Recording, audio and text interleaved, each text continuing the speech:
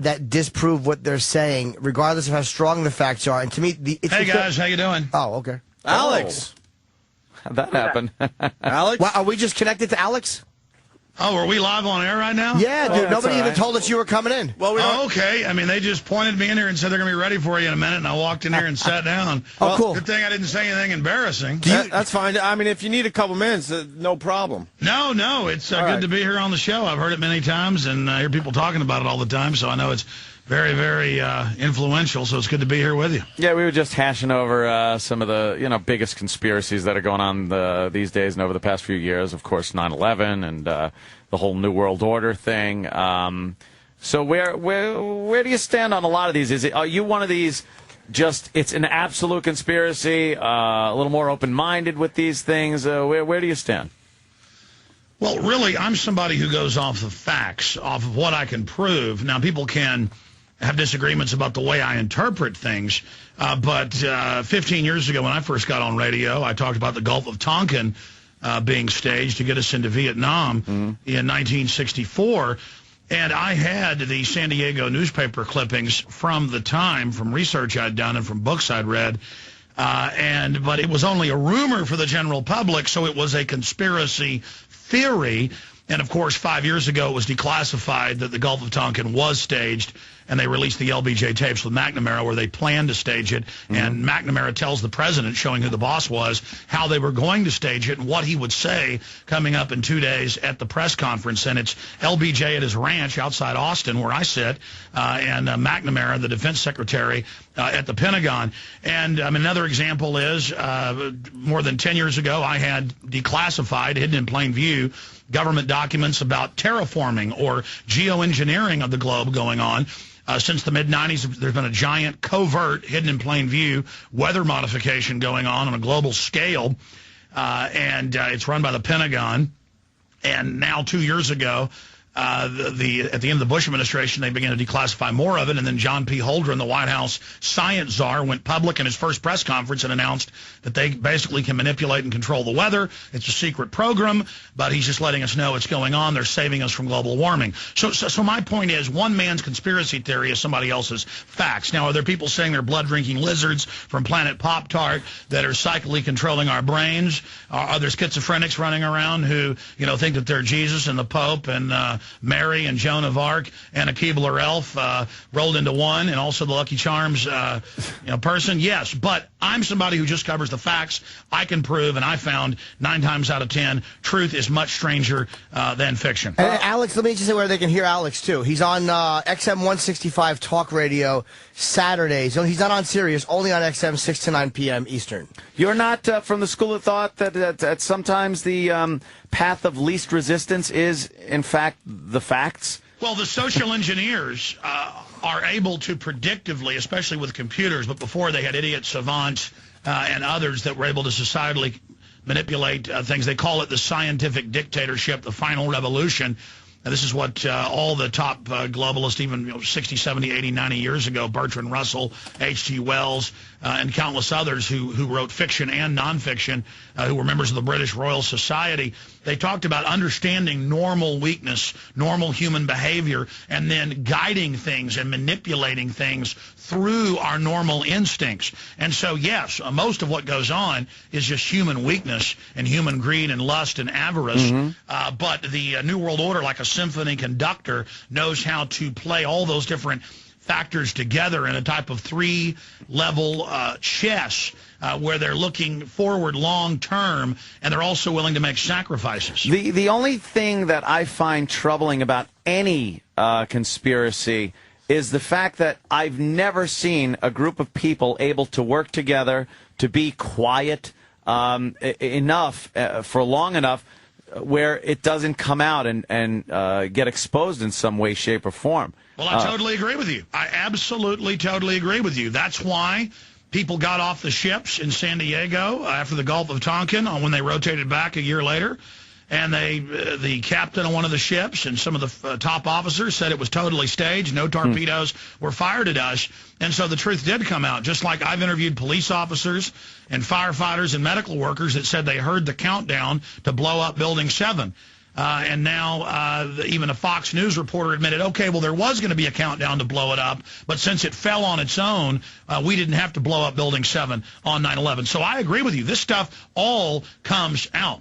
I don't agree with that whole thing as far as Building 7 goes and the World Trade Center being rigged for explosives, because it just doesn't make sense that something on that grand of a scale, when you know the facts about building demolition, you could not possibly plant that much explosives in a building that is operating. I don't care if there was some people taking some days off and some floors were closed and there were maintenance crews. When you watch a building being demolished, it takes weeks, if not months, of prep work by professional. And now all you need is some jet fuel. And even though the firefighters reported that most of the fires were out and people were standing in gaping holes in the North and South Tower, waving white shirts, calling for help, suddenly those giant 4-foot-around columns shattered and were projected 600 feet into other buildings. And they didn't find any body parts bigger than about an inch because the explosives were so high-powered. Well, Tower 1 and 2 were non-conventional,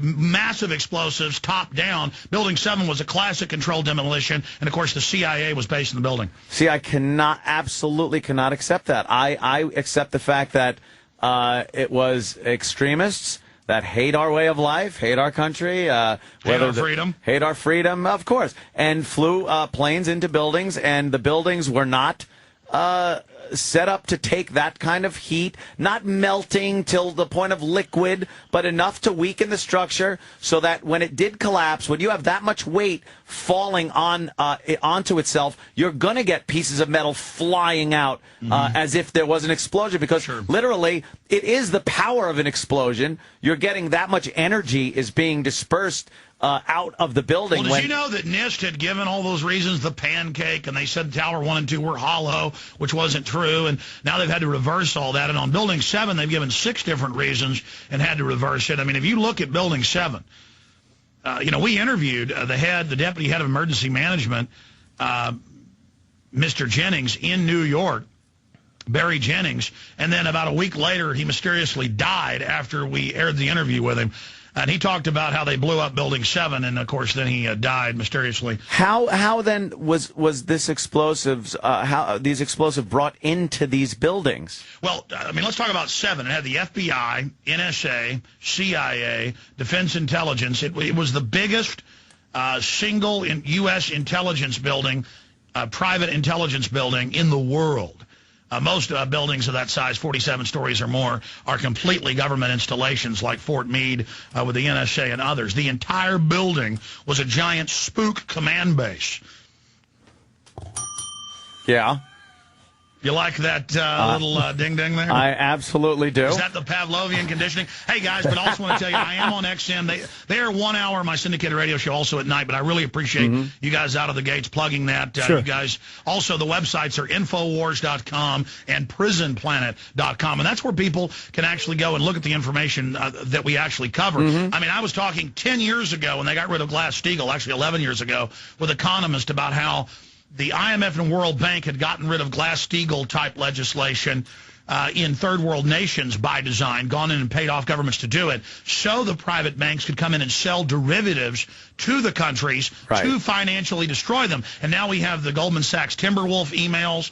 We have the McClatchy newspaper emails that they got, where Goldman Sachs premeditatedly sold derivatives to destroy their competition and to collapse the economy so they could consolidate power. And now the new banking re-regulation legislation, even the Washington Post admits, allows the private Federal Reserve to fully take over any banks or institutions they wish and gobble up their competition. That's why the Texas Banking Association president 2 months ago wrote an editorial saying this is a criminal takeover by the very central banks that engineered the financial collapse. But we hear on the news, oh, Obama's getting tough on those rascally bankers. He's going to show them by giving them even more power. It'd be like if somebody robbed a bank and the police showed up and said, wait a minute, you just stole $1 million. We're going to give you a truckload of gold bars to punish you and 15 hookers. How does that sound? Can I ask Alex a question? This is off the subject. It's something I wanted to ask in the beginning, then we got to 9/11. What made you a conspiracy guy? Like, because to me, my issue with conspiracies is that it seems like a lot of times people become so invested in the idea that a conspiracy must exist, that their agenda becomes proving a conspiracy as opposed to seeing sometimes plain and simple facts in the other direction.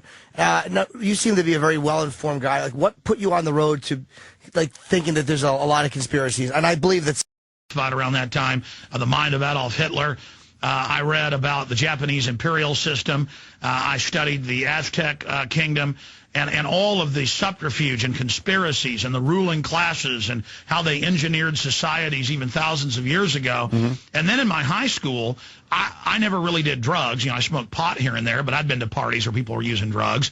And I also hung out when I was in high school, you know, with college kids. And so I would see the police who I'd see do drug raids at my school. I would then drive across the lake from Rockwall to Rowlett, and I'd see the same cop at a college party selling cocaine. And so then I found out that the sheriff was dealing cocaine, that the police were involved, and later they did go to prison for it.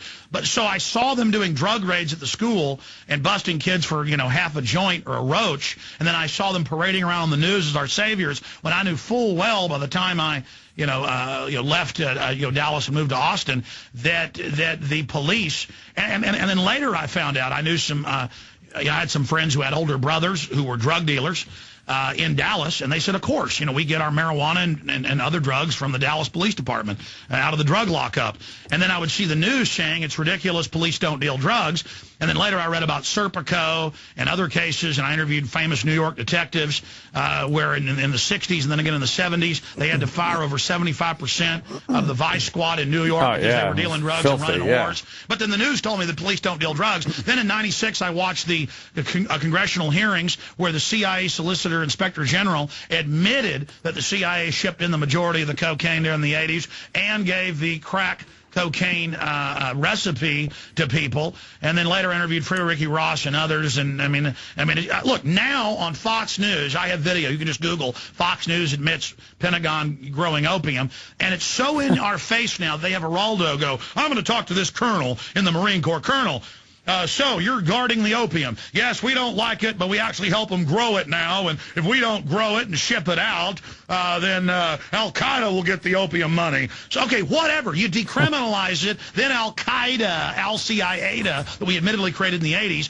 they won't be making money off of it because it won't be illegal anymore. I mean, now Reuters, AP, New York Times all admit our government grows the frickin' smack and ships it in. I'm tired of it. I'm tired of it. They're drug dealers. They got the drugs illegal so they can get higher prices shipping it in. Can I say, if you didn't say how'd you say it? Al-CIA. If you didn't say we created in the 80s, I just never would have gotten the fact you were saying CIA. But that made me go back and think it. Al-CIA. I got to ask you, what is the end game here? Because it seems like all of these are somehow tied in to this giant power grab. Who is the head of this? Where is it going? Why haven't we gotten to the point where this entity, this thing that is doing all this, has ultimate control? Where is the end game in this whole big picture? Social Darwinism, the final revolution. I have literally over 100 government-financed textbooks like Eco Science by John P. Holdren, the current White House science czar, where they say a planetary dictatorship. The Financial Times of London had an article titled just last year, and now for world government. And they admit, we're smarter than you. We kept it secret for your own good. It is a kind, gentle authoritarianism, an oppressive system for your own good. We are going to create a global government control grid that controls all the resources, all the money. We are then going to create a carbon footprint because humans exhale carbon dioxide, and we are going to tax that.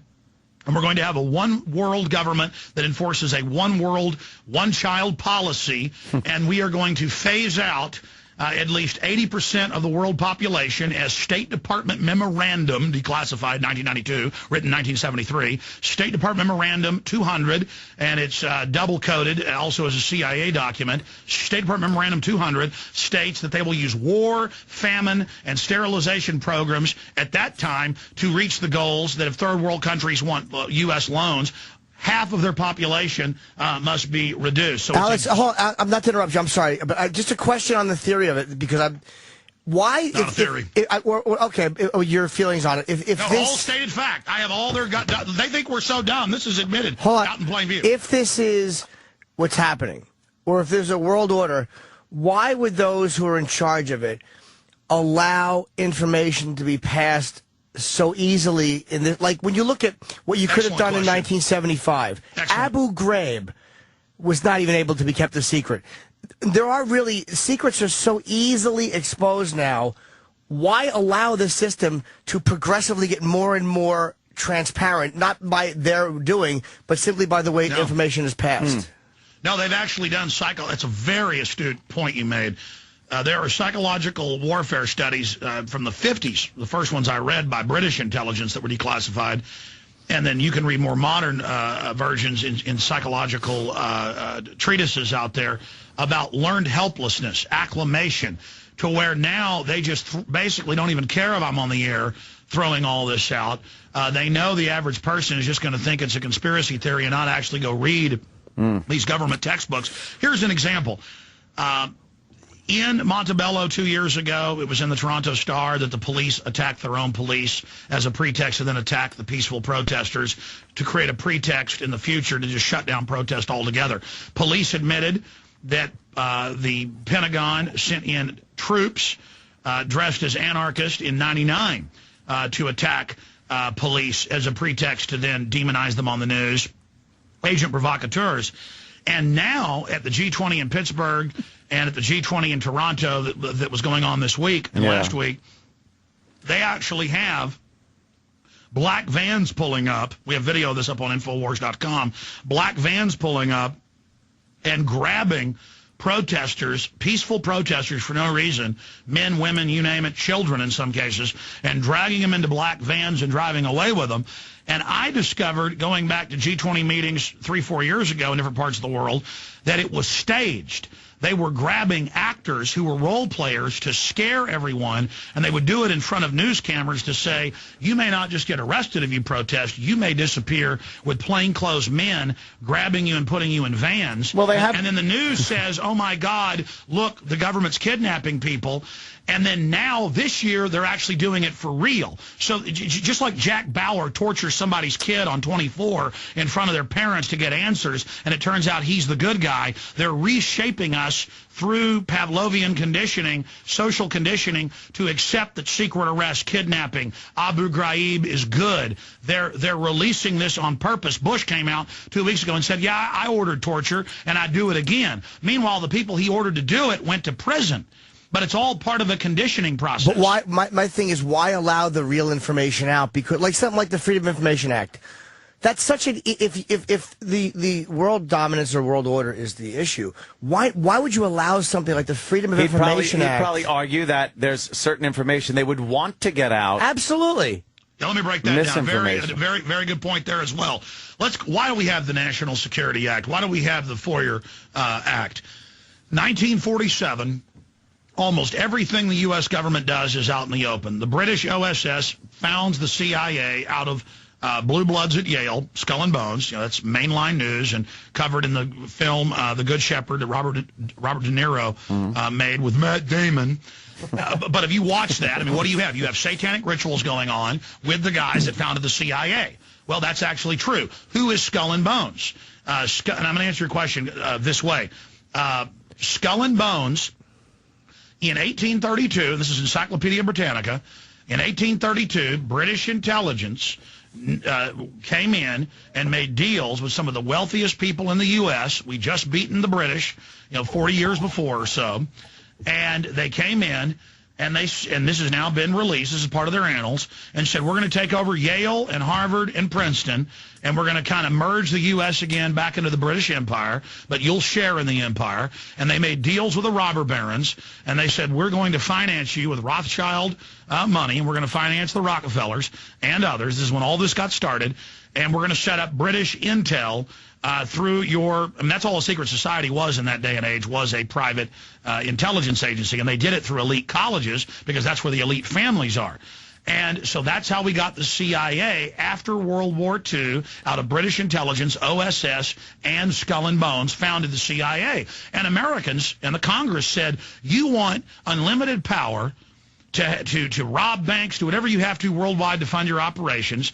You want intelligence agency, and they did it through elite colleges because that's where the elite families are. And so that's how we got the CIA after World War II out of British intelligence, OSS, and Skull and Bones founded the CIA. And Americans and the Congress said, you want unlimited power to rob banks, do whatever you have to worldwide to fund your operations. You want all this incredible power. Smedley Butler had just come out, the former Marine Corps, 2-time Congressional Medal. Was that really his name? Smedley Butler. That sounds like a name somebody makes up to make up an awful name. That's a terrible from a name. Cartoon, yeah. All right, go ahead, sorry. But, well, no, I mean, Smedley Butler, he's the most highly decorated Marine in U.S. history. But right. Smedley Butler came out and said, look, there is basically a foreign intelligence operation taking over the U.S. They tried to hire me to overthrow the United States. And they said, we don't care, Smedley. We're setting it up. And they tried to hire him to be part of this. They wanted to just have a complete coup. But Smedley blew the whistle, so they just said, look, we'll just have a national security state. And so Congress said, okay, but you got to have a FOIA request where 20 years later, things have to be released. And you notice now, it's 40-plus years after Kennedy, and now they've backed it up to permanent. First thing Obama did when he got in is he just said, forget it. It's supposed to be declassified. It's unlimited classification now. And so they do, and more they're denying FOIA requests. I put in 3 or 4 times in the last 5 years for my FBI file, my NSA file. By federal law, I'm supposed to get it. And they don't even respond. So I had a lawyer send letters, and they said, look, it's national security. We're not telling you what we got on Jones. On you. National security. Yeah, they will not give me my files. See, the Kennedy assassination is one, too. Like, I was very, very big on the conspiracy. I believed it very thoroughly. I went to Dealey Plaza. You know, I read a lot of the books on it, and then the more I would hear little things that would kind of go against conspiracies, which sounded like, ugh. And then I did a little bit more research, and I actually found a lot of the stuff that the conspiracy guys really sell just wasn't so. And it seems like they deny a lot of the things. Like, Bugliosi raised a good point in his book about how a fact that supports things just being the way we think they are is ignored by a lot of theorists, and an innuendo that appears to ruin the fact is taken as fact. And let me tell you a story. The person that was that ran the funeral home, and he's a very wealthy guy. He owns a bunch of funeral homes all over the state of Texas now. He was a young man at the time. The FBI came in, put black ink on Oswald's hand, and then put the black ink on the gun. I interviewed him. He actually showed up at a radio event for 5:90 a.m., a station I'm on, and it turned out to be him. It turned out to be the guy, famous guy, and he went further than ever, and he said, come to my house sometime this week, and I'll give you a full interview. And about 2 hours before I was there to interview him, he was riding with his wife in a wealthy area of Austin and got run off the road and has now been unable to talk to me because he got hurt so bad. I mean, you want to talk about hardcore. Number one, I'm a great shot with a rifle, born and raised in Texas. I've gone out in the field with that type of cruddy post-World War I rifle, and you can't hit the side of a barn with it. I mean, you can't barely even shoot it 3 times in 6 seconds, even though one round's already chambered. Much less aim the thing. And I mean, hundreds of witnesses saw plumes of smoke and men behind the knoll, and the railroad operator who was 50 yards away in the railroad tower, who they killed 2 days later when he went public. I mean, he saw the men shooting. He saw them in the green pickup truck. I mean, they were running around killing people left and right. I mean, my family's from Dallas. My family. It's just incredible. I had family who were cops in Dallas. I've interviewed Fort Worth Star-Telegram reporters who were friends with Ruby and drank at his topless bar. Well, the guy. Let me say the shot. Now again, you say that it's an impossible shot to make, and I'd heard that there was, I think, a specialist. I don't want to say his name wrong. I think his name was Miller, who not only reenacted the they have Discovery Channel puff pieces the where shooting. all the facts are wrong and where the guns were and on and on and on. But I'm saying I've heard that shot had been reenacted by a guy who actually used the actual gun and actually improved a little bit on Oswald's time. And I've also heard. Do you know what Fletcher Prouty said? No, but he's the one, by the way, just so people know, he's the one that Mr. X Donald Sutherland's character. But I mean, Fletcher was based Prouty on. wrote The Secret Team. It's on record. He was the head of Black Ops for the entire Pentagon as liaison to CIA. And it's on, I mean, they had Lawrence Livermore Laboratory, even the Dallas Morning News, who's been one of the biggest absconders with the truth on the JFK assassination, 2 years ago had to admit that the government itself, but a subcompartment, did bullet fragment tests and found it wasn't the same bullet. I mean, do you know what happens if you fire a Full Metal Jacket bullet into water? It bends more than that did that shot through 2 people, 3 or 4 bones, and a car seat. I mean, do you know what happens to a hollow nose?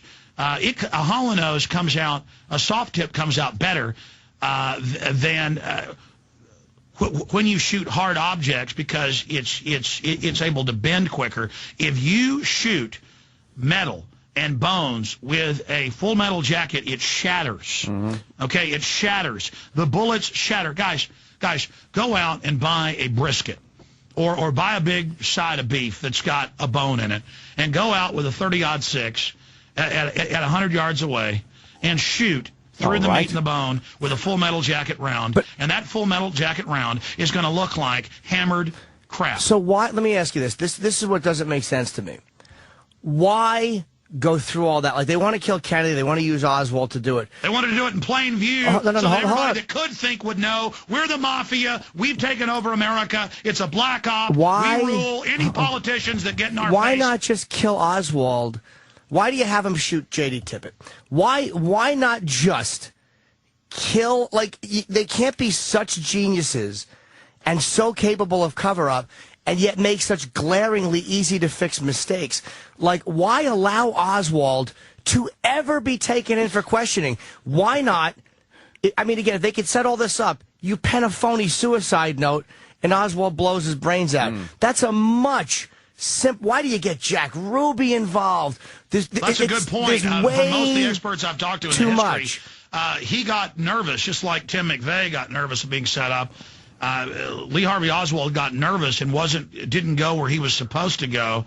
And it also turns out that, you know, one of these other cops was a literal look-alike. I mean, it's now been declassified that, yes, he was at a U-2 spy base in Japan. Yes, he did have national security clearance. I mean, no one is allowed to defect to the Russians in the late 1950s, early 60s, and then come back to the United States. I mean, this guy had his address next to the FBI and the CIA in New Orleans. I mean, you've got, guys, listen, in any black op, in any big operation, they create an artificial fog of war. I'm surprised they didn't have a fat lady running around naked that day painting herself blue, you know, with a paint roller. But I'm surprised they didn't have airplanes fly over and, you know, throw ostriches out on top of the city. They always do confusing things to create confusion to where it gets so confusing that even good investigators can't ever figure out. But why make such a, sorry to interrupt you, Alex, why make such a glaring, because I've heard, again, I can't argue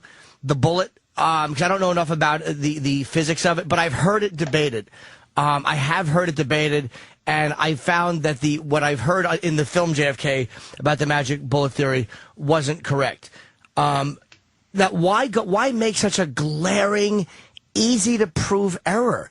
Like, it just doesn't make sense that these geniuses can be influential enough to set up the president, and they make that mistake. Sure. Look, let's just move on from the JFK assassination because I'll keep talking about it if you want, but over 90% of Americans now in polls, it was just 80% a few years ago, believe that the government's lying about what happened with JFK. And I understand then it becomes popular to be contrarian. And I've been trying to make a JFK film for 5 years, and it does become such a big quagmire, a tar baby, where, you know, there's disinformation on both sides, there's lies on both sides. The issue is the preponderance of the evidence is JFK and Bobby, and I've talked to JFK's secretary, by the way, were fearing for their lives. They had been death threated. Oh, sure. Of course. Powerful President, Attorney General, at that time, especially, Sure. Well, I mean, it has been declassified that L.L. Lemnitzer, the head of the Joint Chiefs of Staff, came to Kennedy, and sadly, Bobby green-lighted it. That's been declassified. That's ABC News, Baltimore Sun. But JFK said no. They wanted to bomb D.C., bomb Miami, shoot cops in Miami. They wanted to attack U.S. military bases and claim that Cuban terrorists. They wanted to launch a fake war on terror. They even had in there it's called Operation Northwoods. Yeah. They even had in there ways to grab patsy Cubans who they'd put on trial and then execute. Now, isn't this more of a not where we want to do this, we're going to do this, than a let us look at every option we can to get into Cuba and get rid of Castro? Obviously, it covers, these days, whenever you go into a war, you cover everything from a knife fight to nuclear weapons. This was and not everything a scenario. in between. No. It wasn't just some idea. This was not a scenario. This bantered, was not a scenario. ballied about this between was not each a other. scenario. You can Google Operation. You can Google Operation Northwoods, National Security Archive. But let me just tell you, this was this was declassified in 2000. National Security Archive released in 2000, the actual Operation Northwoods. Then, 4 months ago, the State Department declassified its memorandums and minutes of meetings with Lemnitzer, with Bobby Kennedy, and with JFK. And the original communique and the original battle plan is a operational plan that had been green-lighted by the Joint Chiefs of Staff, and they were asking for approval to invade. So this was a Bay of Pigs, Cuban Missile Crisis era plan. This is what they wanted to do. And Bobby said, well, actually, let's attack our embassy in Honduras instead of killing U.S. citizens. Bobby said, I don't mind killing a few people, but let's not have it be actual embassy staff in Honduras. And then let's say Cuba did that. It's too incredible to say that Fidel Castro would attack the U.S. And so they took that to Kennedy. And then he fired Lemnitzer, and he fired the Dulles brothers and the head of the CIA. And no, it's on record that this was an operational green light battle plan. And Kennedy had also given the order to recall our troops from Vietnam. He'd signed an executive order to begin abolishing the Federal Reserve. But I don't think anybody's disagreeing that there was a lot of motives to have JFK killed. Honestly, you might be right about all that. I don't know. I'm not saying you're wrong. And I'm not saying there weren't a lot of motives to have any president killed. But what I'm giving you is absolute admitted government fact. Gulf of Tonkin was staged. They did plan to stage terror attacks in the U.S. Even his brother agreed, but said do it in Latin America. And Kennedy said no. And they said, you think you're the president. Well, bang, you die. We're going to blow your head off in plain view. We're going to show everybody else in the establishment that the CIA can control the media, that we can kill a president in plain view and kill hundreds and hundreds of witnesses. And hundreds of people were killed that were witnesses to the fact. Hundreds were killed. Do you hear how the thing I have, the issue I have with that is and then there's disinformation to me that the conspiracy guys buy, well, Oswald was a terrible shot. First of all, he was a sharpshooter. He was not a terrible shot. That was a terrible rifle. He was a terrible, but there's that myth that he was a terrible shot, and he was not a terrible shot. He classified as a sharpshooter and as a marksman before he left the military. And to think that they would use such a blundering... That guy wasn't a communist. He's on record now. CIA. No, the point I'm making Holy is why mackerel. would they Guys, use... let's go back to But Alex, why would they use a bad shot? I'm just very basic common sense things. They're going to pull this off. You know what? This is a straw man argument. Listen. You know what a straw man argument is, right? No, I don't. It's what makes me question. For some of your audience who may not, let me just tell them. Okay, Alex Jones says the Caribbean is aquamarine blue at high noon. Alex Jones says that if you go down to Belize at high noon on an average day, that the beautiful waters are aquamarine blue, light blue, and that the sand is white. Now, somebody goes out on the internet and they say, no, in the Caribbean, the sand is purple and the water is black, and there are sea monsters swimming around in it. That's what Alex Jones said. Okay, listen, there are... what a conspiracy theory is with the dominant, controlled, dinosaur corporate media. What we're sold as a conspiracy theory as anything, any thought outside of the established received knowledge given to us by ABC, CBS, NBC, or Fox News. Okay, the dry, stale, teleprompter, dying media. Anything outside of that is called speculation, opinion, conspiracy theory. It's a way to put something in a box. It's a way to minimize people's ideas. It's a way to put a stereotype But I'm not doing that. But I'm not doing that. But what I'm trying to finish saying, and you're being very very kind, but let me just finish because it's key, is that I can't speak for the millions of kooks out there that call themselves conspiracy theorists, who make things up and then who discredit real discourse. But there are people who defend the establishment and still say that there were WMDs in Iraq and Bush didn't lie about it, when we have the government documents, White House and Downing Street memos, where they knew there weren't WMDs. I think that's pretty well accepted these days. I'm not talking about that. I'm not even saying you're wrong about that. What I'm talking about is the myths that are held by a lot of conspiracy theorists about Oswald's shooting ability and things like that. And you don't hear conspiracy theorists coming out and going, well, you know what, that's incorrect. He actually was a good shot. There were actually people on the 5th floor who heard the shell casings hitting from the floor above. Like, there's a lot of things that have happened, and then people hang on to the fact that, like, well, the House Select Committee on Assassinations said, yes, it was a conspiracy because of some audio thing that they heard. It's like you just don't hear the conspiracy theorists owning up to anything. Well, in 1979, the congressional long investigation found that there was a 95% chance that it was a conspiracy and that other people were involved. And I'll tell you, I think you're right about that. And I know that Michael... No, I mean, I've got a copy of the report. I'm saying I think you're right about that. I just don't have it in front of me. But the evidence was not based on medical evidence. It was not based on any type of physical evidence. It was based on acoustics. I've interviewed Dallas Morning News reporters who talked to the surgeons at Parkland who said his brain was completely blown out. And then they gave us a fake brain and put it in a glass jar. And then when that became an investigation, it was robbed. It disappeared out of the National Archives. I mean, come on, guys. He was at a CIA spook base. But hold on. But I mean, the guy was at a total black ops base in Japan, was allowed to go into Russia to bring back a Russian wife. He was a deep cover national security operative. So exactly. So if that's true, why use him? Why use a guy? They always burn their military black op lower level people. So they take a guy like that, they allow him to do it, and then they allow him to be picked up and questioned by the Dallas police? Look, I don't know if he did it. You know, that's the problem. Listen, guys, I mean, let's just take 9/11 for a moment, okay?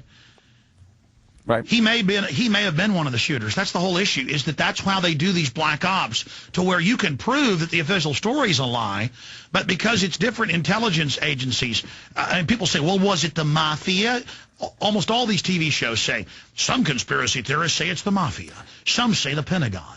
Others say it was rogue people in the South who were handing out flyers saying he was guilty of treason for civil rights. Others say it was the Israelis. Others say it was the Russians. Others say it was just McVeigh acting alone, or Oswald.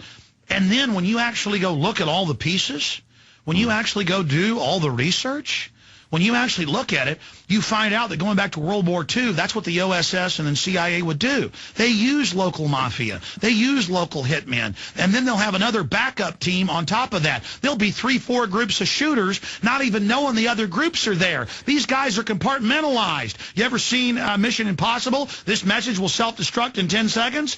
That is literally how this stuff works. It's all compartmentalization. So these geniuses who can oversee all of this... They're called spy masters, yes. They know how to put a man on the all moon. of these things to chance. They basically leave all of these things to the human factors are all going to go off without a hitch. And they make such glaringly bad decisions and such glaring errors that I can see, and believe me, I dropped out of high school, that you think anybody constructing a conspiracy of that level would have easily seen coming or nipped in the bud. Okay, guys, please let me go over this with you. It was a conspiracy theory that our ships were attacked. Now it's admitted. It was a conspiracy theory that the government planned to stage terror attacks to blame it on Iran. Now that's been declassified. I mean, it's in the New Yorker magazine. Confirmed White House officials admitting that 3 years ago, Dick Cheney wanted to paint up U.S. ships like Iranian ships and blow up a U.S. destroyer. Okay, guys, when you begin to understand that, of course, they would use 2 different CIA teams and a mafia hit team, all men who had committed scores of murders and assassinations. I mean, let's take E. Howard Hunt. Okay, E. Howard Hunt, of course, everybody knows about the cover of Rolling Stone a few years ago, the deathbed confession of E. Howard Hunt. Well, guess what? We actually broke that first. and we've interviewed St. John Hunt. You should have him on. And we actually released on YouTube the video and the audio of E. Howard Hunt, who was actually arrested that day, photographed, it looks just like him, as one of the tramps that people said they saw shooting and then ran to one of the rail cars. And the police were ordered then to release them. And E. Howard Hunt, who admittedly in World War II was a sniper in China, okay, he said in his deathbed confession to his son that, yes, LBJ and others, and that's as high as it went, wanted Kennedy dead, and that, yes, he wasn't pulling triggers there. He was running multiple hit teams, running mafia hit teams. He was running a European hit team, a Pentagon hit team, and that he was there for the, quote, big event. They had planned to kill him in Chicago the week before, but that was called off. So and LBJ... by the way, when E. Howard Hunt threatened to go public with this for hush money, whenever they were sending him to prison for Watergate, when his wife's plane was coming in with the money in Chicago, and I've interviewed the detectives and police involved, they blew her aircraft up coming in with everybody aboard just to get her. So LBJ wants Kennedy dead. Okay, I would never say that wasn't true. So the way they stage it is a few cars in front of Lyndon B. Johnson and his wife, and Connolly and his wife, and they do it in a way where there are so many possibilities of failure, as opposed to just planting a bomb in his car and blowing it up. No, like because in then plain they couldn't view. have a lone gunman. Sure, they could have a lone bomber who They then wanted it to be a public execution, so with anybody with a brain would know, hey, Black Ops runs this country. There's been a private corporate takeover of America, and if any of you politicians get out of line, we're going to kill you in broad daylight, and we've got the power. We've got the power to cover it up. So to make Listen, have you seen the footage? Hold on, to make the have plan, you seen the footage of the motorcade? Hold on, where the Secret Service throws fits when they didn't take the route they ordered them to take, the safer route, when they ordered the bubble off the top, and when they told... Well, that was Kennedy who ordered the bubble off the top. Yes, but when others ordered them not to run alongside the cars. I think that was Kennedy, too. I think Kennedy had a really weird... He didn't want to appear weak in the South, I believe. He didn't want to appear overly paranoid. I'm not saying there weren't terrible decisions made. But again, if you're going to assassinate him publicly, I don't say that couldn't happen. You do it at the Dallas Trade Mart. Because, again, he's assassinated publicly. He was going to be there speaking a few minutes later, and there's nothing to chance. You have a guy open up on him in front of everybody. It's like all this crazy stuff they throw in that is so easy to disprove. Hey, guys, you know that the Adam Gadon videos they put out of the American Al-Qaeda, you know they got caught uploading the Al-Qaeda logo in the Intel Center logo, and that Intel Center is admittedly run by two former heads of CIA and Pentagon PsyOps. I mean, they have a group run by known black ops that uploads fake videos. And then 3 weeks ago, the Washington Post, in the Spy Talk column, interviewed high-level CIA operatives who admitted that, yes, we put out a fake bin Laden video. Now, I already knew those were fake. They done Right. So wait, and the same thing is they're just going, they have Geraldo up there. Yeah, the government is growing the opium. And then, Washington Post, we are, putting out fake videos. So we're putting out fake. Okay, hold on. So former fake CIA guys are putting up the Adam Gadon video, and the other videos, bin Laden has been fake, and that's known. Foundry logos. So let me ask you, how does it work where somebody will call up? Because, again, I understand if it was one news organization, that's one thing. But you have a lot of reporters involved, and now you have a lot of news outlets. So what happens? Does somebody go, look, we have this information, the bin Laden video was faked with voice tracking, and they go to who? The news editors who go, no. All right, I want to be specific. I mean, this actually happened, so let me just go over what happened. Back in 2001, 2002, right after it happened, they had prestigious experts in voice print, in face print, and then also in linguist and in voice inflections in France, in Canada, in the U.S. It was in major newspapers, but it only came out here and there. It never became a big, national news story like the Lacey Peterson case or something. But it was there, hidden in plain view, that not only can they take real bin Laden audio and do a voice print and create a voice key that will open doors or start cars or, get you on your computer. I mean, they know voice print. That's why you can call up to your own phone and set up a program a decade ago and speaking to the phone, and it does voice print analysis and lets you into your voicemail. Okay, well, the same system, they take a real bin Laden tape, and they run it into that, and then they take the new one, and it doesn't pass voice print. Then they had linguists. You can pull up the stories. I even forget what universities. It was all over the news. And they go, that's not even a guy from the Middle East. That's somebody who probably is Arabic, probably lived in the United States most of their lives. I mean, they can tell, just like an American. You're not a linguist, but you can say that guy sounds like he's from New Jersey, or that guy sounds like he's from Alabama, or a fine Southern gentleman sounds like they're from Georgia. I mean, people know that. Well, you take somebody who's a linguist that studies Arabic voices, Arabic dialects, and they're on record saying that's not him. But you could look at it. They didn't even get a good guy. And the CIA bragged about that famous video and said, yeah, it wasn't a fake computer video. And they did release some of those. I mean, it looked like Final Fantasy. It was that basic computer template. It looked like something like a Doom, the video game. They've got some of those, too. They're just completely fake robot talking head because they're so lazy and think we're so dumb.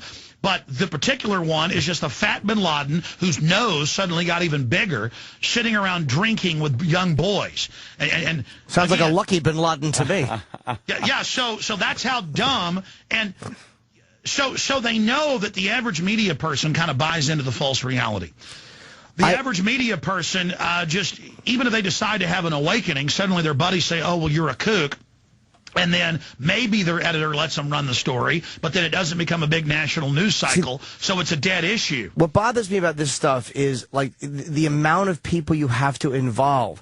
There's hiding in plain sight, and then there's misinformation, but the amount of people you have to involve to make these things work, to me, is not created by these mass conspirators. It's created by conspiracy theorists who can't explain it any other way. Almost like, and I'm not going to obsess over JFK, I'm only mentioning that because that's probably the most famous of all conspiracy theories, is that in order to make their theory work, the Dallas Police Department has to be involved. There has to be a lot of people involved. Are you kidding? You know how corrupt the Dallas Police Department is? But there's no group of people that you can get. Ordinary American citizens. The higher levels is a whore-running, narcotics trafficking, murder crew. Absolutely, but then they have to include the Warren Commission. The Dallas Police Department is the head of the Dixie Mafia for the entire South of the United States. But how do you keep so many of those people quiet? So many quiet. Earl Warren. People said the Warren Commission. What's the line from Scarface when the cop says, I got 20 killers with badges, and when they hit, it hurts? Okay, that was a great line from Scarface, but that doesn't explain why the Chief Justice of the Supreme Court would run a fraudulent operation for 9 months. Oh, really? Well, why did the other congressional study find that it was complete baloney? What Justice study? Earl Warren? Give me a break. What study do you mean? I'm not sure which one you mean. The other congressional study. Which one do you mean? No, they had the commission, in 79? The House Select Committee on Assassination did not find it was complete. The reason that what they said is 95% conspiracy. And I'll tell you exactly why they said that. They said that because of an acoustic expert who heard something which very, very much sounds like a fourth shot. And I'm just telling you, that was what it was. Hey, guys, can we just stop for just a minute? Because hold on, let me finish this if I could, Alex. It's a important show. I understand, hold on, Alex. I want to talk to you. Alex, hold on. It was a fourth shot acoustic for the House Select Committee on Assassination. And they said, by nature, if there's a fourth shot, there's a conspiracy. So I do believe your 95% truthful thing. None of it came from physical or medical evidence. Hey, listen, for the sake of argument, guys, let's do this. So he was CIA at secret bases and allowed to go to Russia and allowed to defect back when no one else would be and left alone. And so what, he had an office in between the CIA and FBI in New Orleans. And so what, when he was in Boy Scouts, he was recruited into a Pentagon program in South Texas. And let's just forget all that. Everything's fine. The government loves us. Let me just tell you about some things that are admitted, if I may. I'm only talking about the acoustic evidence that the House Select Committee on Assassination. Let's just say, okay, for the sake of argument, let's just say that he was a lone gunman and everything's fine, okay? All right, everything's fine. Lone gunman, You're yes, right. everything's fine no. now. Listen, for me, the JFK thing is 100% inside job, and we have so much proof. It's a ridiculous But honestly, Alex, I'm listening to what you're saying. I mean, and you make some good points and some very compelling points, but I haven't heard anything that contradicts other evidence that I think is strong evidence. All right, well, let me just say this, because you have a large audience, and it's important for them to know that I have made 25 films, and they're all free. 25 films, and the important film they need to see to understand the financial collapse and how it's been done by design. I made this film over a year ago, and you'll now notice when you watch The Obama Deception on YouTube and Google for free, just Google The Obama Deception, that everything that we cover in the film literally has now happened. I mean, I lay out everything Obama's going to do because of who put him in power. I released the film a month and a half after he was in office. Okay, people need to go watch for free End Game Blueprint for Global Enslavement. End Game Blueprint for Global Enslavement. Because I will show you the elite. I will show you their own writings, their own statements. They openly state that they see us as garbage that has to be taken out, that there's too many of us, and some can argue that's true, but the point is we're all being targeted, and they are putting soft kill binary weapons in the food and water, and degenerative diseases are all off the charts, and the UN has been caught adding live polio to shots worldwide. They've been caught adding live cancer viruses to every major vaccine. I have all their admissions. I have CNN from yesterday admitting that there is silicon plastic in the chicken McNuggets. Okay, that is a huge, bold statement that, like you say, you have documentation, yet I've never heard of any of this on any other... I know. I just gave you the films for free. That Endgame Blueprint for Global Enslavement. Sir, earlier when I started the show, I mean, when you first had me on, I gave you John P. Holdren, Ecoscience, Population, Resources, Environment. You can search engine Ecoscience, and you'll find AP and Reuters admitting that, White House science czar under fire for statements about putting sterilants in water. Yes, sir, what I'm telling you is the truth. And what I'm telling you is I mean, look. How do we know you're not a misinformation? Like, almost like you could very much be a disinformation guy who is throwing out crazy things to take the focus. That's why you need to check I'm not saying you are, but you understand what I mean? Yeah, well, here's the deal. Here's the deal. Trust but verify. I'm begging people to just simply... In fact, Jaron, you're out there. I can't remember the exact headline. We're lining them up again. Top EPA scientists say fluoride deadly. Will you print me some mainstream articles on that or give me that press release? Here's the issue. I had them on in 2000. I had them on in 2005. Now they're sending more certified letters to the EPA, Environmental Protection Agency scientists, FDA scientists by the thousands, EPA and FDA, top toxicologist, you name it. I mean, PhDs, the vast majority, he just gave it to me, they have come out with press release after press release and with peer-reviewed papers saying we are the majority. The head of the FDA union in 2005 testified before Congress. You can search engine this. You can have them on your show. And they explain that sodium fluoride in 1 part per million precipitates into the bones and more than doubles bone cancer in boys. Some studies quadruples. Well, let me continue. Attacks every organ and is also reduces fertility. And here's one of the press releases. EPA scientists and workers call for an end to water fluoridation because of cancer risk. And it is 100% a Pulitzer Prize-winning author. Okay. I understand what you're saying. That is fact that people can check on. Here's fact that is absolutely known because we live it on a daily basis. Why then is the life expectancy higher than it's been in any other time in history and keeps getting higher and higher? That's where I was going next. All right. Okay. Let me answer it. I can answer your question in about 5 minutes. Where is the closest old cemetery in your area? I don't know, but I could find it. Yeah. In front of Modell's. Okay, well, my family's been in Texas since 1829. We got Mexican land grants. And so the Joneses, the Johnsons, and the Browns all lived in the same area, and they intermarried.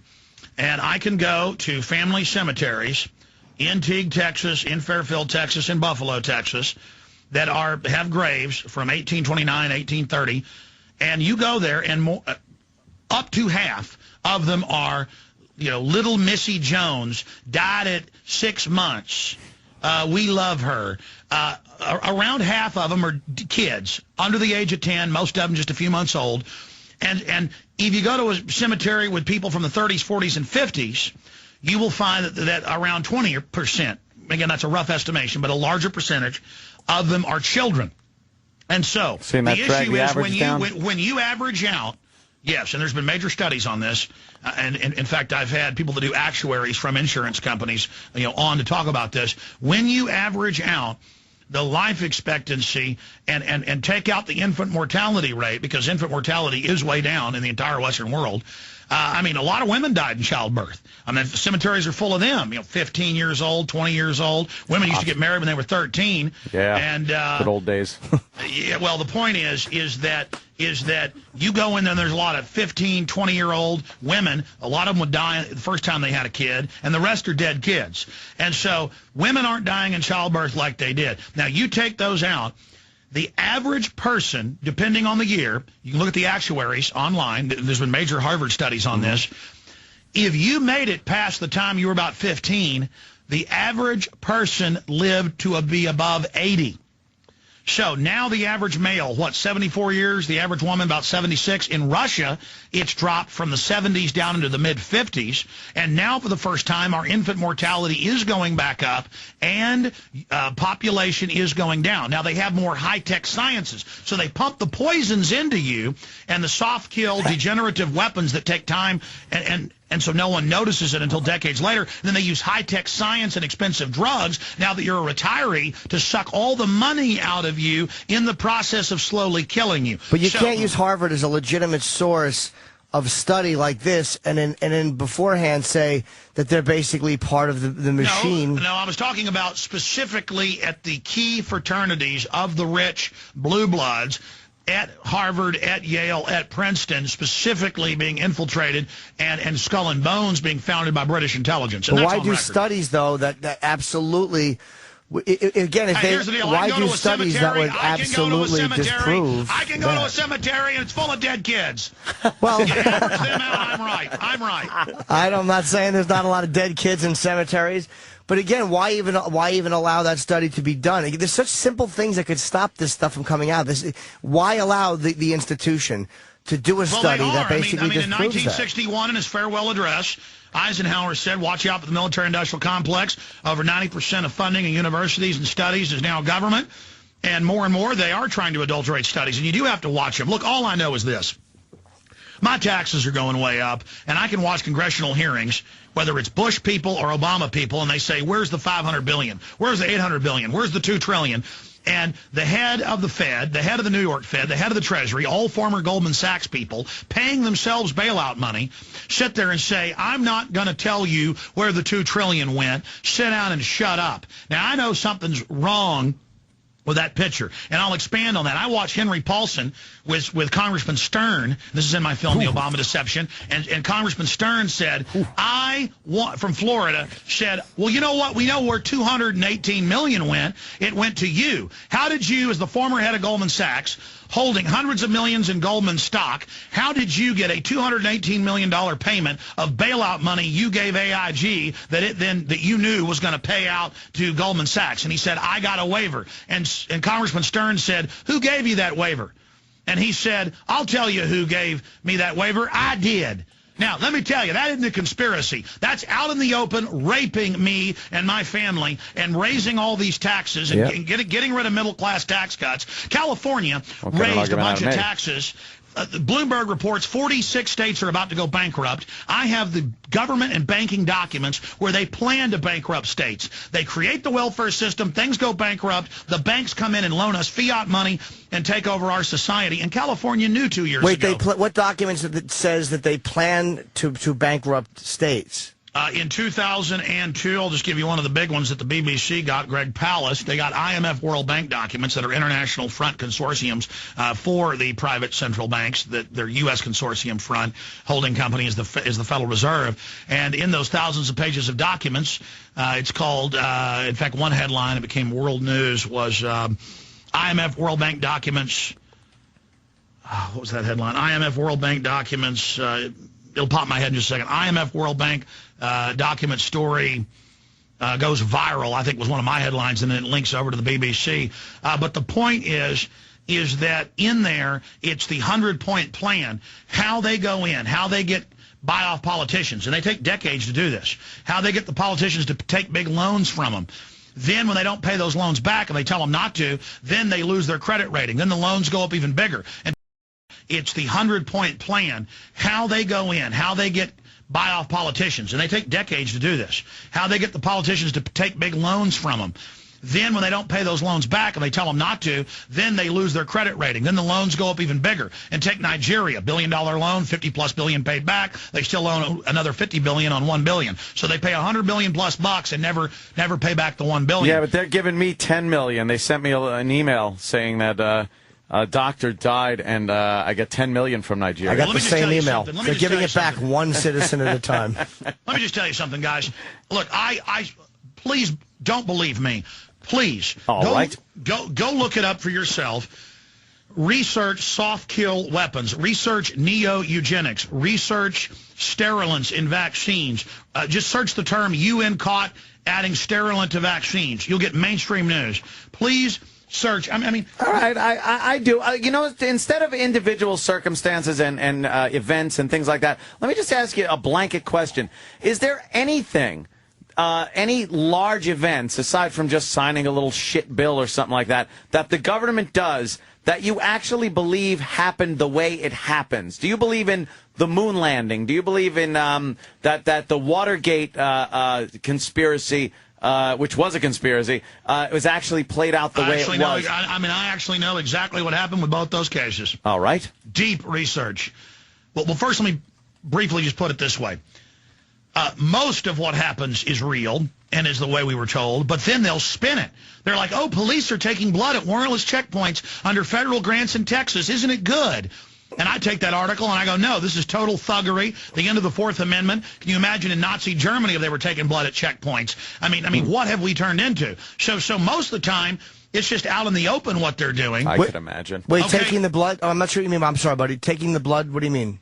Okay, well, now under federal grants all over the country, they're setting up random checkpoints, and police are now taking blood. And I found out about this 6 years ago and got the government documents by searching. Anything you can imagine the government's doing. Where are they taking? I've never heard of it. I'm not saying you're wrong. I've never heard of it. Where do they take blood? Well, let me tell you. Not only was I telling people about them taking blood at warrantless checkpoints before it was news, because I got reports of it, now it's mainstream news in Texas, New York, California. Wait, like there'd be a Dewey checkpoint type of checkpoint? You pull up at a checkpoint. Right. And they got an RV, and the cops take your blood. I have never heard of that. Never heard of that. Let me expand on that. 15 years ago, a nurse in San Antonio at a Pentagon database who works for University of Texas sent me secret documents saying that all babies since 1972 in a worldwide program under the UN have their blood taken, and it's stored in the U.S. and Pentagon and university databases for bioweapons.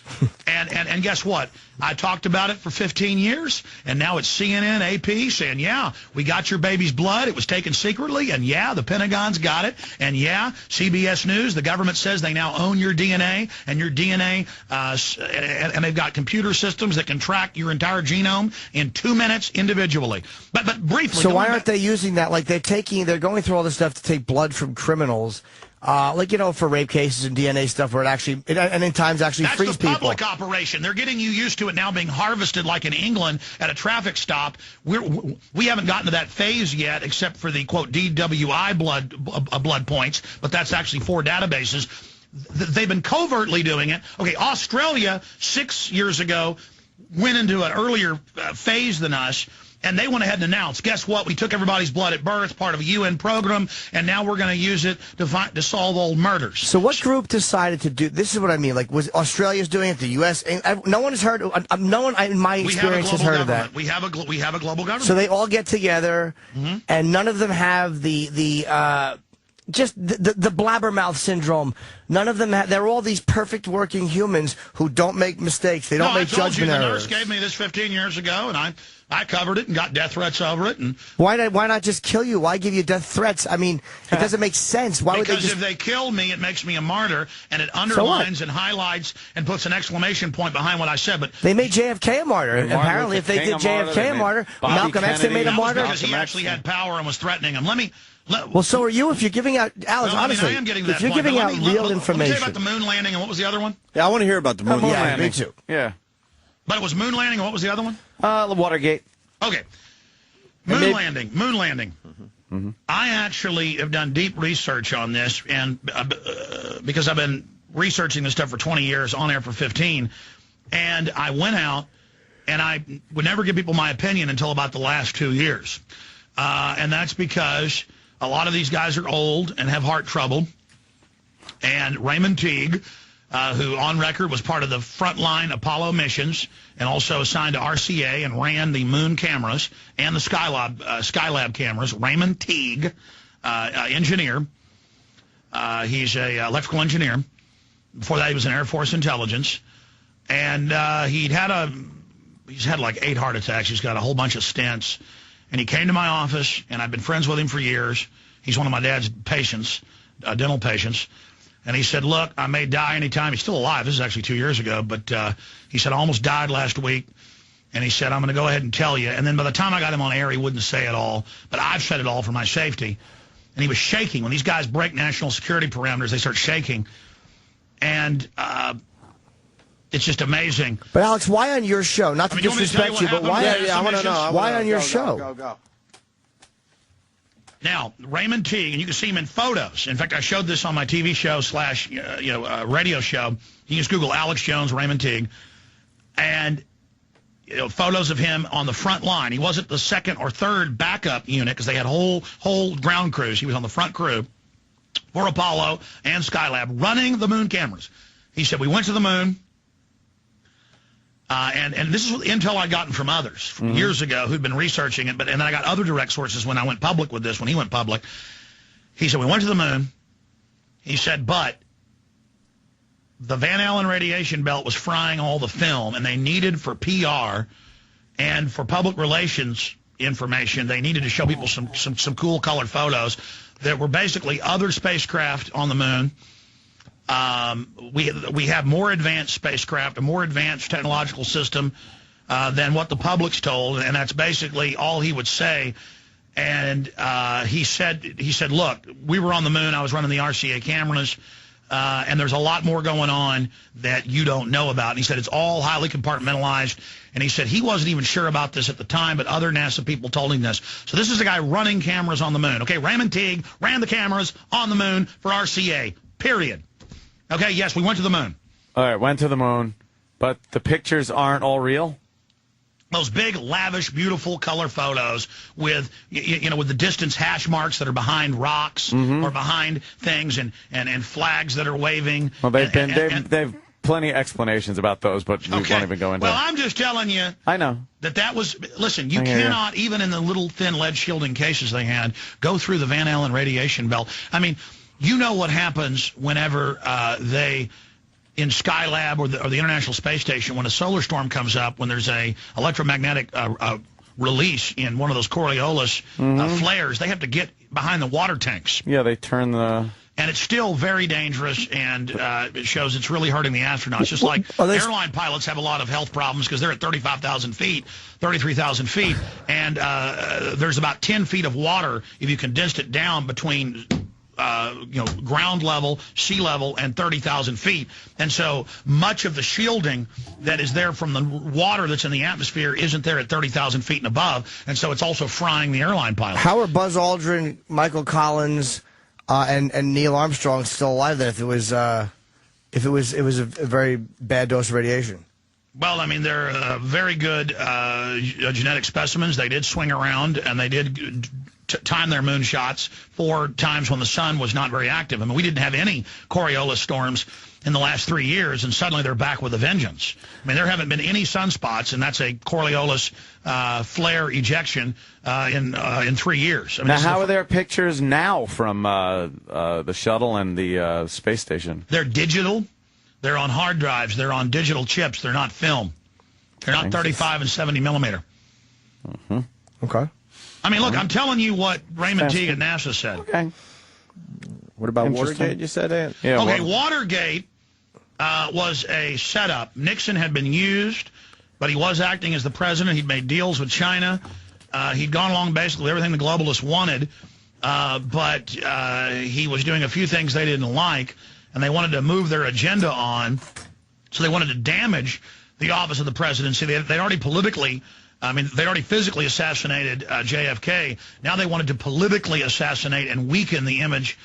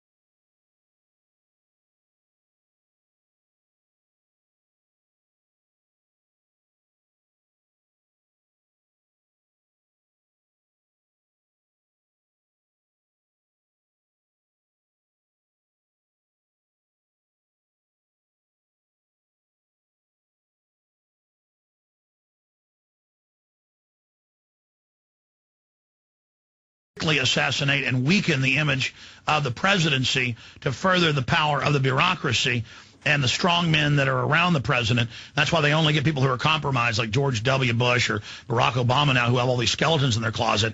And so that's why he was set up from within, and the plumbers were basically set up from within. That's the word I've gotten from a lot of good sources and what the evidence shows. We know there's deep throat inside the White House.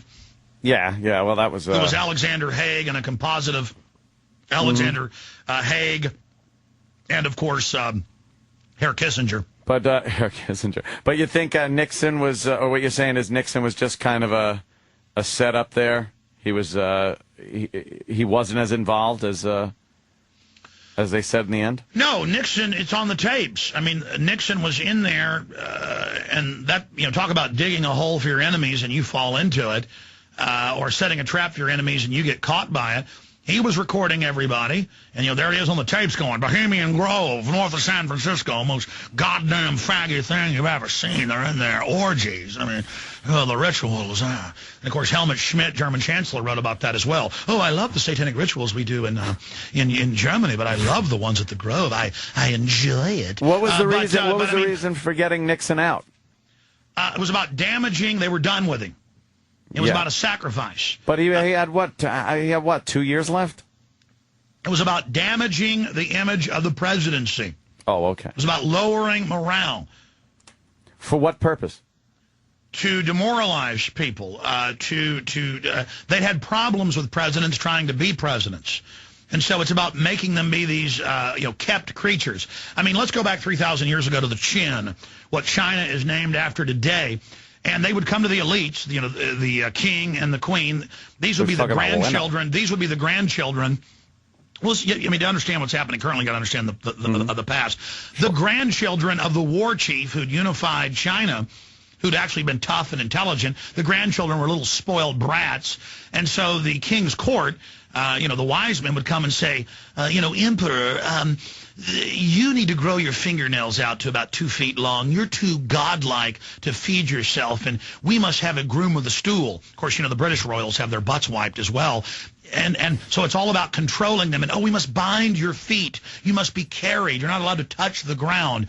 And actually what it does is it makes them these kept creatures who are controlled by the power behind the throne. And so this was a similar 20th century or 21st century model of what the Aztecs did to their ruling elite to turn them into kept creatures, and what the British did. I mean, you know about Groom of the Stool, right? I mean, the Queen of England has her butt wiped, right? I didn't know that still went on. Yeah. Oh, yeah. Well, I mean, they officially got rid of it about 90 years ago. But no, they still have a toilet attendant. It's normally a high-level government official. Oh, see that? And of course, George W. had a Groom of the Stool, where they have a special toilet and then they examine his feces. Oh, yeah?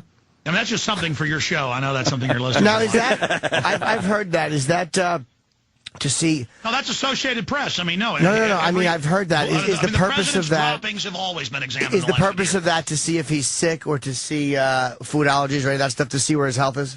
Yes, and his crap is also national security. I mean, for the last 50 years, they've had a special toilet, but they just admitted it under Bush to humiliate him further. But yes, they claim that foreign governments might get in the sewers to get his poop to find out what he is, what drugs he's using. He was a well-known drug addict. Hey, Alex, to bring it to current times here, the oil spill. Is there any conspiracy there that's starting to... The entire thing is 100% a staged event from pillar to post. I could give you the breakdown of that if you'd like. Give us some basic. This is keeping Obama kept, right? Yes. Yeah. Yes, this is how they're grooming his stool. What do you got? What do you got on the oil spill? Just the basic facts. Well, hey, you guys, if you get powerful enough, maybe you can have a groom of the stool, huh? Yeah. Of that. I paid to be one. That's true.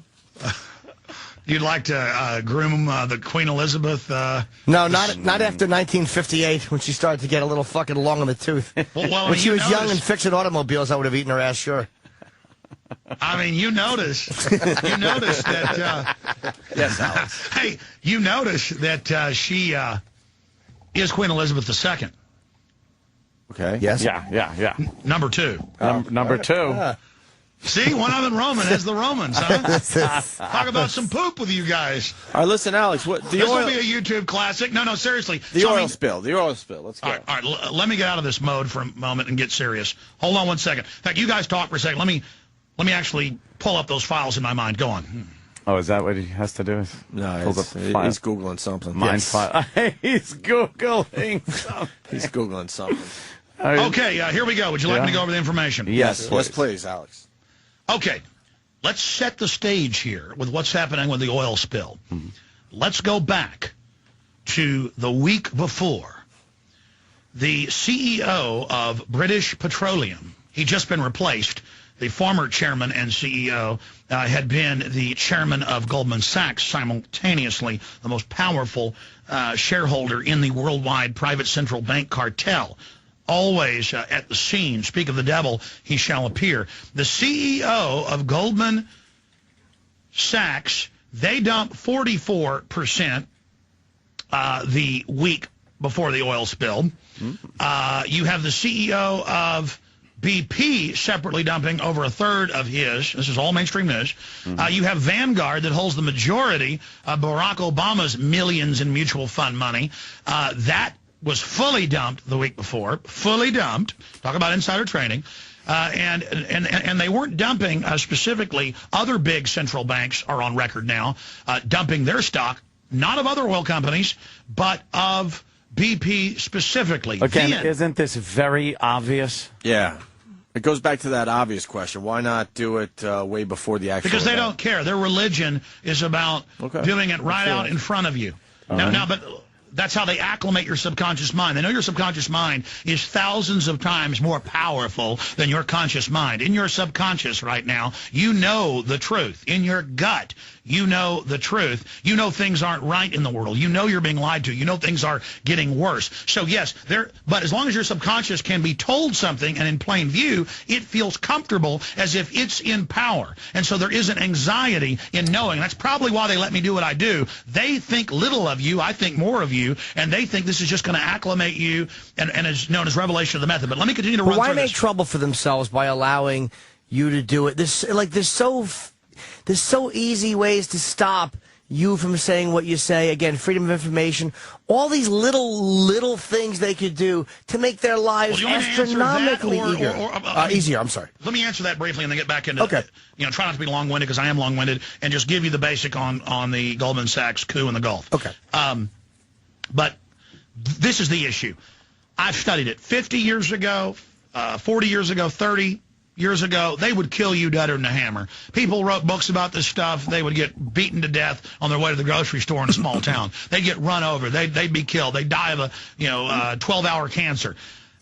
And it's now been declassified that they did have cancer weapons programs. But side issue. Now, now there's so many people out here speaking out that they found that when they smash us flatter than a pancake and when they kill us, it only hurts them more. Now, they are starting to prosecute whistleblowers. They didn't do that in the past. Pentagon whistleblower releases video of troops killing kids and laughing in Baghdad. They're charging that guy with felonies, and they're trying to hunt down. Even MSNBC reported that there were kill orders for the guy that released the Pentagon Papers, Daniel Ellsberg, and that there may be kill orders for the head of WikiLeaks. So if you're releasing original bombshell, prima facie bullet points that will hurt them, they tend to kill your ass deader than a hammer if you don't release it first. Once you release it, you're safe. So that's why they haven't killed me. They have tried to buy me off and things like that. Now, they've tried to buy you off? Absolutely. Who's tried to buy you off? Well, I do wear a journalist hat, and when a company or a group comes to me and says, this is off record, and I've even signed a non-disclosure in one case. When somebody comes to you and says, we're going to give you this proposal, and you give us your word, it won't, be on the record. But I've had major radio networks in the past and others come to me and say, one more than 10 years ago, and they offered me 15 times what I was making, and then. So why wouldn't you reveal who they were? If you're revealing government stuff that could be, why not expose these people who are part of it? Because I have honor. That's not honor, though. You're helping them. I don't mess with people's families. I don't call for people to mess with politicians or globalist families because I don't want my families messed with. It's the rules of war. But Alex, if somebody comes to you and offers you a deal and says it's off record, and unless it's criminal, it's off record. And so you would honor these people who are helping to perpetuate and to keep these things going that you're fighting against? You know what? You know, a radio vice president or a radio president, and these things have all changed hands. You know, it's different people today. You know, is like, oh, yeah, there's a world government, but it's for the good of everything, Alex. And, you know, we've got to lower the standard of living here to help the third world. And, I mean, I've heard the speech repeatedly. So somebody came to you with that. You're a smart guy. The general public will tear you apart. You belong with the elite. You're a smart guy. No more black helicopters. No more Federal Reserve. You'll replace Rush Limbaugh, and we'll develop a TV show. I was offered basically to be Glenn Beck before Glenn Beck was even on the radar. So why wouldn't you take that job and then use their own duplicitousness against them? Because they know I'm honorable. They've been given intelligence files on me. So that's honorable? Hold on. They know I'm for real. They know I'm not going to sell out, boys. They know I'm not going to go on there and sell out. I'm not going to change what I say. I can't control what I say. So wait, they offered you these big gigs and all of this money, and on your honor, you're not revealing who they are, and you didn't take it to use that platform because you're making films for free, which to me means that you do care. They told me. They said, you will have editorial control. You will have a couple of producers, and we will bring you what you're going to cover, and you're not going to cover. I mean, this happened repeatedly. It was like a script. No more black helicopters. No more Federal Reserve. No more. And this happened 3 different times. One time it was a little radio guy, you know, a national consultant. Then it was a vice president. Then it was even higher level. I mean, come on, guys. So you fight against. Here's the deal. Here's the deal. Hold on, Alex. You fight against declassifying stuff. Here's the deal. You fight against declassifying stuff, and yet you're helping classify stuff. I'm getting it all my way. I'm doing it my way, and I'm getting it all. But why not then help bring them down? Here's how you make yourself bigger, is you bring them down through their own. If they come to you with these type of deals, and they come to you by offering. Why would I bring down some radio guy who knows the truth because he is a part of what you're fighting. No, he's not. He's sure he is. Let me tell you something. Why would he be privy to the information? I talk to radio executives now. And I mean people that are good friends with Rush Limbaugh and Glenn Beck and people like that. I talk to radio execs now who know I'm a good guy and I don't burn people, and they tell me, let me tell you the truth, these guys have all got bodyguards and know the New World Order's real, and we thought you were a kook 10 years ago, and we're scared, and a lot of people want to leave the country. So they came to a known kook, quote-unquote. These radio CEOs aren't bad people. These radio CEOs aren't bad people. Alex, they came to a known kook. They came to a guy like you, and they just trusted you, and they said, look, we're going to tell you what we're telling you. We're going to put our careers and our jobs on the line by offering you this gigantic salary. Instead of just leaving you... Hey, guys, I'm on the cover of Radio Inc. I didn't get back with talkers to be on the cover last week because I was too busy. I mean, they recognize talent. You think I'm making I'm not saying you're not talented. Hold on. You think I'm making this stuff up? I think you're making up the part about them offering you a lot of money. Movies, guys. My websites combined are starting to approach the Drudge Report. I mean, they recognize talent. They came and they said, listen, kid, you got talent. And they said, you want to be on a crusade and basically go nowhere or not be sure of going somewhere, or do you want to go to the big time right now, kid? I would believe that they offered you a job and said, look, we would like you to change your format. We like you, but not what you talk about. That I would believe. But you're saying you signed confidentiality clauses as far as them believing in the New World Order. You're implying that it's something like the New World Order, and they're somehow a part of it. They're going, hey, come with us. I was repeatedly given speeches that, because these guys don't want you to think they're dumb. They're like, yeah, there is global government, you know, but it's... So do you think that they were a part of it and believed it, or were just appeasing you to try to get you? You're saying 2 different things. That could have been it. Okay, well, that's kind of different than what you were saying. That's all I'm pointing at. I'm telling you, well, I mean, look. It sucks you in slow. But the devil doesn't come and just tell you everything that is evil and then hold you to your honor to not tell everybody else. Hollywood people. I know a lot of Hollywood people. I've never really reached out to them. They've all reached out to me. And I have been with some of the most powerful people in Hollywood. I mean, some of them you wouldn't believe. I mean, I'm talking about Colin Quinn. No, I'm talking about I'm talking about the biggest lawyers in Hollywood. I'm talking about some of the biggest producers. I'm talking about people that have made billions of dollars. I'm talking about above Brad Pitt level, okay? I'm talking about the highest levels. Okay, we get it. They all know this stuff's real, okay? All right, but again, they all know, and they're scared, and they want to break the order. You know what? I woke up Bruce Willis. I can talk about that because Rick Linklater's talked about it. Okay, Jimmy did a movie with him. Yeah. Well, the point is, Bruce Willis, you know, was basically a right-wing neocon until he saw my films when he was here making a movie in Austin 3 years ago.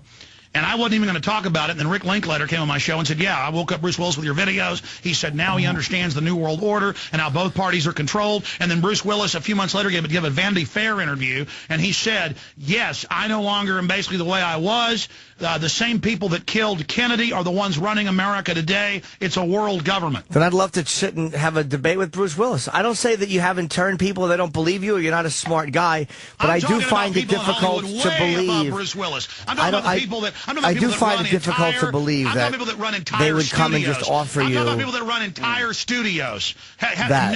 Know their water's being Why do they poisoned. trust you enough, Alex, to tell you this stuff when what you do is talk about this stuff for a living? Because it's known that I don't. Somebody says this is incompetence. It's incompetence. But no, you're a man of honor, and people respect that.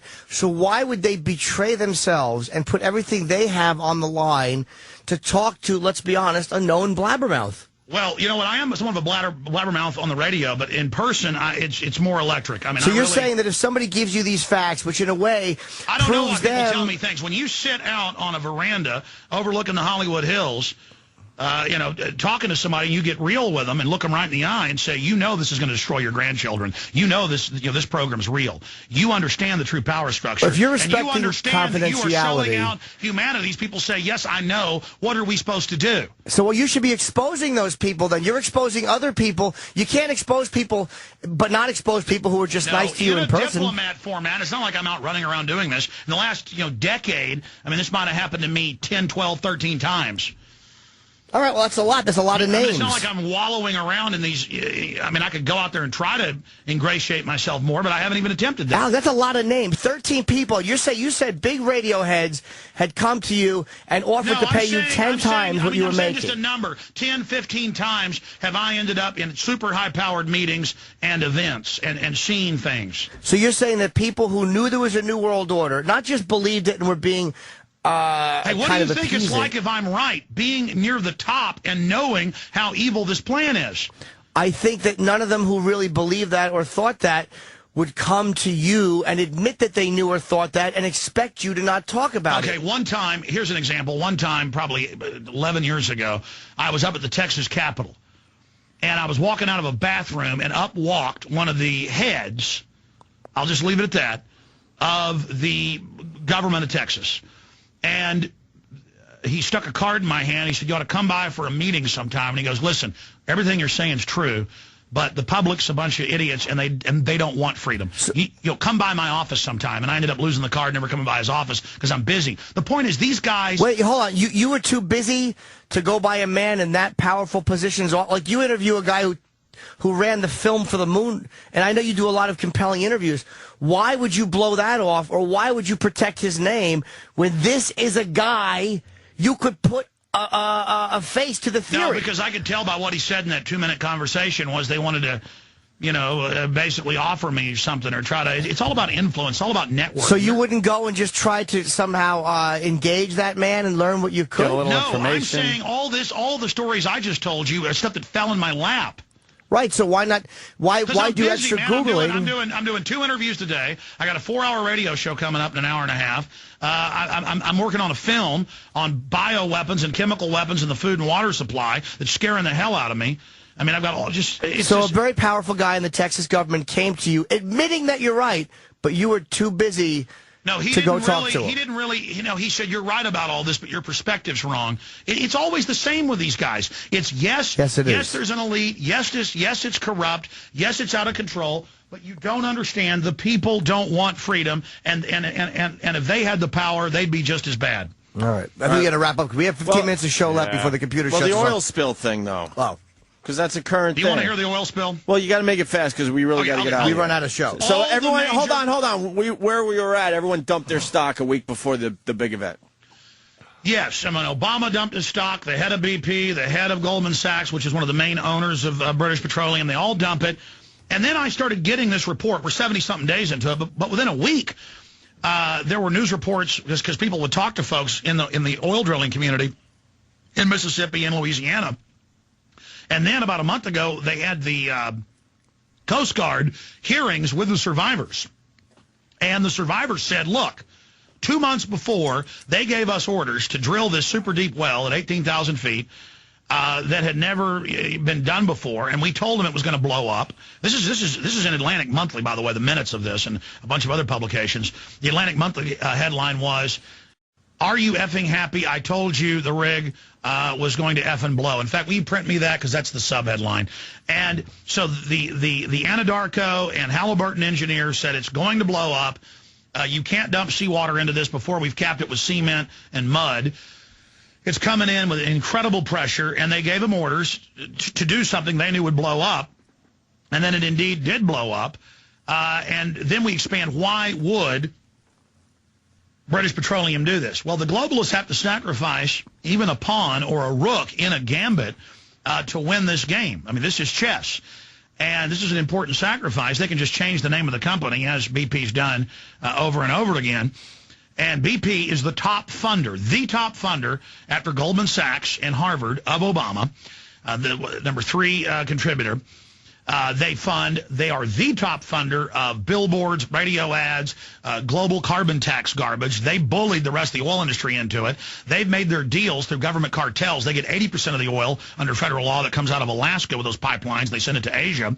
They're top globalists. Their entire carbon tax failed when the ClimateGate emails came out, and when the text of the new global treaty came out that oil taxes, gas taxes at the wellhead, at the pump head, in your home, on natural gas, would all be paid to Goldman Sachs, J.P. Morgan Chase, and others on record in this new global consortium, a new global government with a global constitution run by private banks issuing their own cashless SDR. That's mainstream news.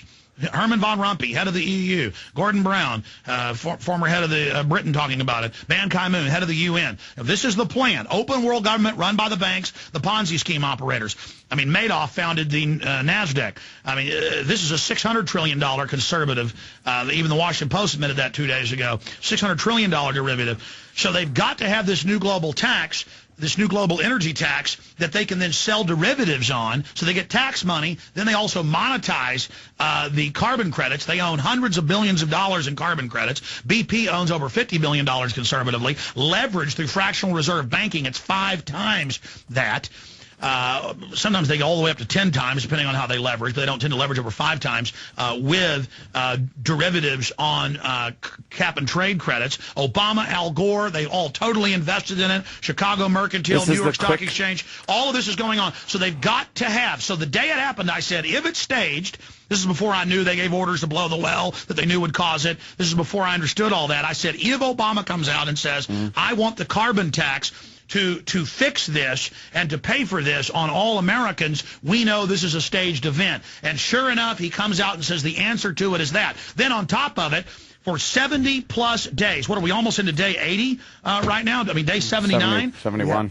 I mean, it's incredible. I mean, let's do the math. Alex, we're not trying to interrupt you or stop you through it. We literally have the show has to end. Now they're blocking the aid. Now they're not letting skimmers from Taiwan one ship can do more than all our ships combined, the AP reports. They're not letting the Dutch or Norwegian ships come in. For 70-something days, they've been blocking the berms being built, not letting the states fix it, because they know when those hurricanes come in, it's going to blow all that oil into the shore, and now they're going to have the good crisis, as the White House chief of staff said. You can't let a good crisis go to waste. So any way you cut it, they are using this to pass their global tax to financially conquer us, and we cover it all at Infowars.com. All right, and Wow, let's say, Alex, you can hear him 165 Talk Radio, Saturday, 6 to 9 p.m. On XM. That's only on XM, and it's Infowars.com. Yep. And Prison Planet, one word, prisonplanet.tv. Weekdays, 11 a.m. to 3 p.m. Sundays, 4 to 6 p.m. Central Standard Time. We have to wrap up because the computer shuts us off at a certain time. Well, gentlemen, you've been very nice, and I'd like to invite you on my show, but we can't say potty words there. But that's fine. Of course not. No, but I'd like to invite both of you on my transmission if you'd grace the program. There's actually 3 of us. It was Opie, Anthony, and I'm Jim. There's 3 of us. Yeah, I mean, I know. I was napping. I've seen the. I mean, Joe Rogan loves you guys, and every time we're hanging out, he asked me if I listen to the show, and yes, I've known about you guys for probably 4 or 5 years. Well, we appreciate having you on. I don't agree with a lot of it, but you're a very compelling guy, and you make great points. And I would love to listen to your show. You absolutely get people thinking there, Alex. Hey, I converted Joe Rogan. I mean, when I knew Joe 12 years ago, when he come and visit in Austin, Joe's he a didn't believe drug any of it. addict. Yeah, Joe is very easy to convert. All you got to do is throw a fucking hash brownie in his face. Joe is really smart. Joe We takes love Joe. acid No, we and love Joe. shrooms. Alex, we'd like to make jokes here. You didn't pick up on many of the jokes today, but I that's bet all right. Joe can kick your ass and mine. All four of us I'd like to see together. him do Believe that. me. It's All right. giant. I'd like to see him do that. Yeah, you that will. is true. I'll Let me tell you, I'll slap Joe in the mouth. Joe Rogan is a wild man. He's the real deal. I can tell you. Listen, I'm a killer, and I can tell another killer when I see one. Joe disrespected me one time. I slapped him in the mouth, and he apologized immediately. That's right, he did. I was there. What do you got for that, Alex? Yes. Shoot me in a dream. You better wake up and apologize. Okay. That's, that's All no right. conspiracy Hey, gentlemen, theory. That I happened. appreciate you. I appreciate you certainly. having me on the show. right, Care buddy. about your families. Research the info. Okay. I mean, there's things bigger than... Hey, God bless you. I won't do that. Infowars.com. All right, Take care, thank you, Alex. Be well. PrisonPlanet.com. All right, Alex good. Jones, everyone.